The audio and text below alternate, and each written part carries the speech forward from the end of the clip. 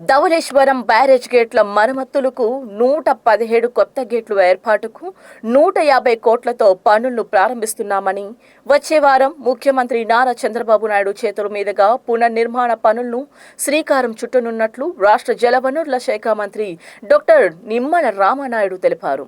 Dhavaleswaram barrage పై ఏర్పాటు చేసిన media సమావేశంలో మంత్రి నిమ్మల రామానాయుడు మాట్లాడుతూ రాష్ట్రానికి జలవనరుల శాఖ అత్యంత కీలకమని అన్నారు. గత ప్రభుత్వం ఇరిగేషన్ రంగాన్ని నిర్లక్ష్యం చేయడంతో 8,000 కోట్ల బిల్లులు బకాయిలుగా మిగిలాయని ఆరోపించారు. అయినప్పటికీ ప్రస్తుత ప్రభుత్వం పెద్ద ఎత్తున నిధులు కేటాయించి ఇరిగేషన్ రంగాన్ని గాడిలో పెడుతుందన్నారు. అలాగే శ్రీశైలం ప్రాజెక్టు మరమ్మతులకు 250 కోట్లు కేటాయించి పనులు చేపట్టగా గుండ్లకమ్మ ప్రాజెక్ట్ గేట్ల పనులను కూడా పూర్తి చేసినట్లు తెలిపారు. పాత్రికేయ మిత్రులందరికీ కూడా ముందుగా నమస్కారాలు తెలియజేసుకుంటూ, ఇరిగేషన్ అనేది అత్యంత కీలకమైనటువంటిది రాష్ట్ర అభివృద్ధిలో. అందుకే ఆ రోజు అన్న నందమూరి తారక రామారావు గారి దగ్గర నుండి ఈరోజు చంద్రబాబు నాయుడు గారి వరకు కూడా ఇరిగేషన్కి అత్యంత ప్రాధాన్యత ఈ ఆంధ్రప్రదేశ్ రాష్ట్రంలో ఇస్తున్నటువంటి పరిస్థితి మనందరం కూడా చూస్తూ ఉన్నాం. గత 5 సంవత్సరాల గొడ్డల పార్టీ పరిపాలనలో మాకు 18,000 కోట్ల బిల్లులు బకాయిలు వారసత్వంగా మా ఇరిగేషన్ శాఖకి ఇచ్చినటువంటి పరిస్థితి. వెంటిలేటర్ మీద ఉన్నటువంటి ఆర్థిక స్థితిని మాకు వారసత్వంగా ఇచ్చినటువంటి పరిస్థితి.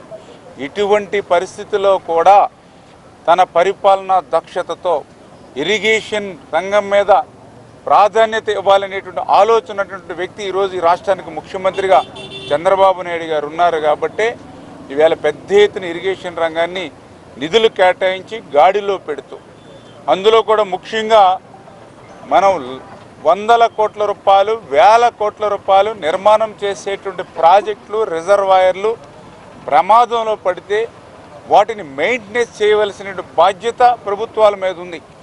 దురదృష్టం, గత 5 సంవత్సరాల గొడ్డల పార్టీ ఈ యొక్క ప్రాజెక్టులు కానీ రిజర్వాయర్లు కానీ భద్రతను గాలికి వదిలేసినటువంటి పరిస్థితి. ఎందుకంటే ఆ రోజు ఈ యొక్క ధవళేశ్వరం బ్యారేజే కాదు, ఆ తుంగభద్ర ప్రాజెక్టుకు సంబంధించిన గేట్లు ప్రమాదభరితంగా ఉన్నాయని నిపుణులు చెప్పితే చెవికెక్కల.